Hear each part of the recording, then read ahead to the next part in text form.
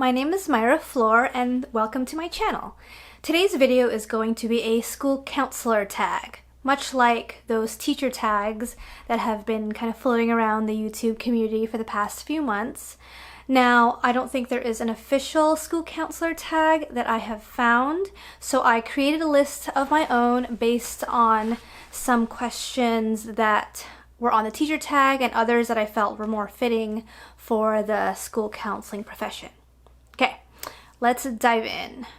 So, what grade level are you a school counselor? I am a middle school counselor. Specifically, my grade level next year will be 6th grade, so right in the beginning of middle school, and I follow my students every year until they transition into high school.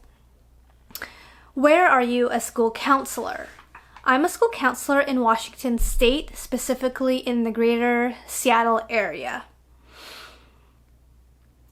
How did you decide to become a school counselor? My path to being a school counselor wasn't always straightforward. I didn't know that I always wanted to be I didn't always want to be a school counselor.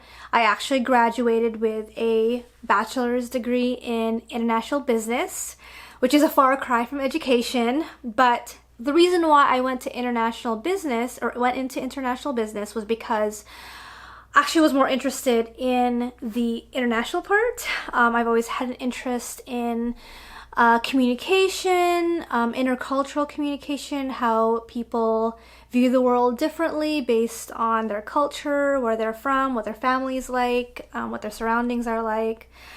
And I did the business part on a recommendation from my mom, who was like, oh, that'll be more lucrative than international relations or whatever that is, which was a huge mistake because I am not suitable for business or that type of career. After I graduated, I moved to South Korea for a year to teach English as just a part of an adventure. I wanted to try out, see what it was like being in front of the classroom. I quickly found out that I am not cut out for teaching, but I was really interested in where students kind of came from, what impacted their learning and their education, what was going on at home, and how could I help those kiddos in that way so that they can be successful in the classroom. So once I left South Korea, I came back home, moved to Seattle, and went to grad school, and here I am. Let's see, how long have you been a school counselor? So this is going to be my 2nd year, so I'm definitely a school counselor noob. Last year was my 1st year as a school counselor, and I was the 7th grade counselor. It was a maternity leave replacement, so the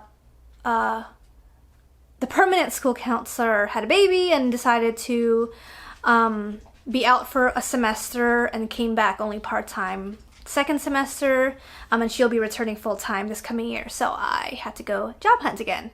But luckily I found another job in a middle school in the surrounding area, which I'm so happy for because I really love the middle school level. I did my internship at a high school level, also love that too for different reasons, but I think middle school's my bread and butter for sure. What is your caseload size? I think it's about 360 so far. School doesn't start for another 3 weeks, so there could be a lot of registrations over the summer that haven't been processed yet, or students that might be leaving, so hopefully it'll hover around that number. I think I'm contracted to have a max of 400 students on my caseload with this school district. What is your favorite part of school counseling? Okay, so I feel like I answer this question a lot for people who are interested in what I do, and I think my answer changes every single time. So I think my favorite part of being a school counselor is the fact that this profession aligns with a lot of my personal, professional, maybe you could even say political beliefs. There's something about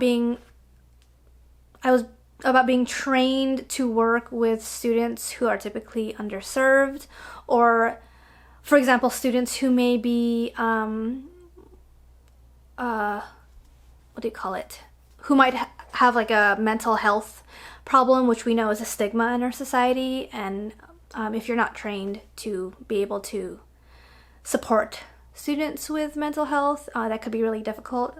So a lot of my training is also with families and psychoeducation in that regard, or even helping students with academics, or what do I want to do with my life, or what are my strengths, what are my weaknesses, what are my interests, or working with families who are how would you say it, who don't have a lot. And being able to search for resources in our community to support them and feel like that they aren't forgotten, I think it's just a great and honoring thing. That being said, I mean, that's not why I do it as well too. I do it because I love this job. It's dynamic. It's always changing. Every day I could plan the whole day to the minute, and it can be completely thrown out the window because a student's having a crisis, or usually students having a crisis. So you always have to be kept on your toes. You always have to be learning, changing. Public education, there's always new efforts and new evidence-based, I don't know, what am I trying to say? Jeez. It's just always changing, and you always have to keep learning and adapting in order to be able to support coming generations. Did you always know you wanted to be a school counselor? I think I touched on this earlier, but no, I didn't. When I was a kid, I wanted to be a veterinarian. I couldn't imagine even being at a school or being in a profession in which I was constantly talking to people. I was painfully shy growing up. I would even say socially anxious. So having this position never really entered my mind until I went to South Korea and met those kiddos, and it felt very natural for me to be in a school setting. What is your typical outfit of the day? Super easy. Skinny jeans, either a t-shirt or a cami with a cardigan over it, and flats. My last school was pretty laid back in terms of the dress code, so that was good for most of the year. My new school, I think people might dress more professionally, which is great. And fine for me as well too. Just need to go shopping and kind of get more business casual wear. But typically it's going to be the same thing. It's probably be skinny slacks and a blouse or a cardigan and flats. So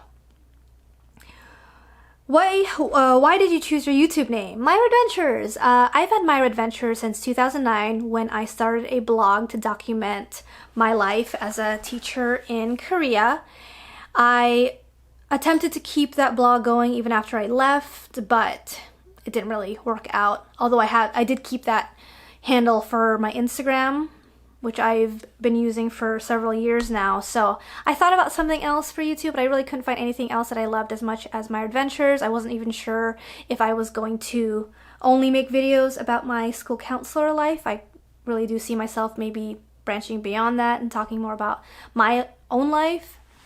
So I figured I could do myradventures in counseling or myradventures in life or whatever. I thought it would be flexible, so I just kept it. Long answer to say I'm not creative. Okay, and question number 10. Why did you want to become a YouTuber? So I have been part of social media ever since I was 13. I'm 31 now. I've had blogs, Tumblr blogs, Instagrams, Facebook, and I've met really good friends on the internet as well too, especially living abroad with other people who shared their lives on their Tumblr blogs. I haven't really been doing that ever since I came back, but it's kind of something that I've always wanted to pursue. I chose YouTube this time around because I figured it's a great way to first connect with people from other parts of the world or other parts of the country in the school counseling field or other teachers, but it's also a great way to learn a new skill. I'm not well versed in making videos at all or editing or anything like that. So I figured this could be a great way to also learn something new as well. So if anyone has any tips on making my videos better or anything related to that, I much appreciate it. So feel free to like poke, hey, you know, this video could be better if you did this, or pointing out things that maybe I wouldn't see in my own training. That'd be awesome.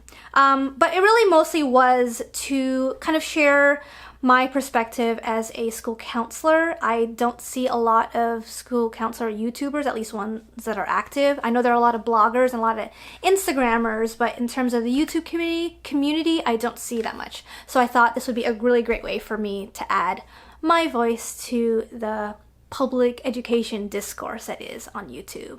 So if you are interested in hearing more about what I do, what school counseling is all about, or just any questions that you might have, you can feel free to comment below, like and subscribe if you want to see more of these type videos. But for now, thanks for watching, and I'll see you in my next video.